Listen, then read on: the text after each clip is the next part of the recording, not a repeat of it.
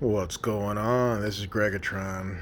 Wanted to show you guys my new piece that just came in. Bishop.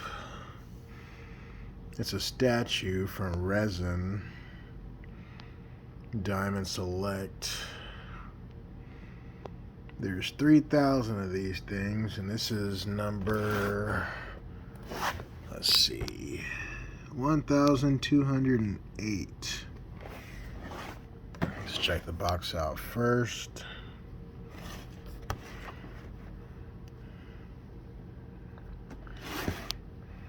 Here's the description in the back if you want to pause it.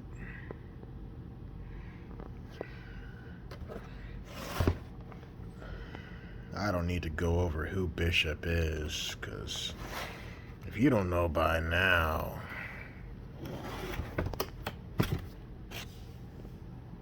I don't know what to tell you. Alright, so here he is.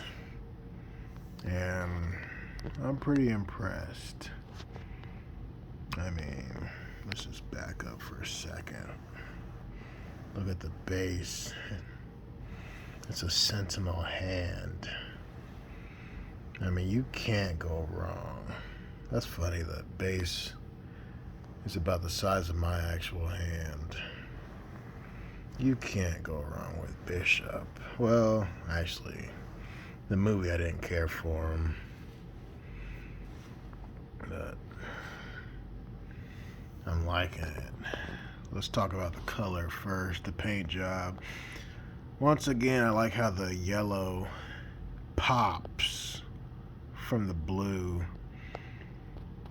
The red is very distinguishable. You can see that red X on his belt. The pink energy from what he had just absorbed. Looks like he's about to release it back. Let me check out the gun just for a second. There we go. Some nice little detail there. Not bad. Not bad. This really takes me back to the 1990s. I mean, his eyes are straight up white. You can see the M on his face for mutant. Look at the detail in the face alone. That's clean. The good muscle work. The good abs, the chest. Speaking of the muscles, look at this dude's biceps, man. Gosh dang. Look at the muscle mass behind him. I mean, Bishop was never a joke. Man. Always one of my favorite characters, not just in X-Men, but he was probably in my top 20 characters, period. Just all around great character. Just wants to do good. Just wants to protect his people and his timeline. And there's a knife right there. The good boots. It's not like super duper detailed, but it's detailed enough. Like that base. I gotta give a lot of credit to the base, I ain't gonna lie. The bottom is flat. 1,208. I mean, I could, man. Let's go to the Jerry curl. Whatever you want to call it. It's black still with that bluish tint. They didn't want to go straight up blue hair. I guess his hair was kind of like that in the cartoon / comics. Man, this is... Let's go to that bicep there. I mean, the arms.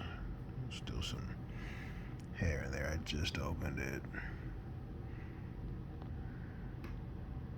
That paint job could have been a little better. You can see his gloves are dirty. Clearly he's in the midst of battle. He's clearly been fighting. Alright. This was not cheap. Still, if you like X-Men, and if you like to collect stuff, I recommend it. It stands to about almost a foot. Just about a foot on the dot. Now, let's compare him to my other boy,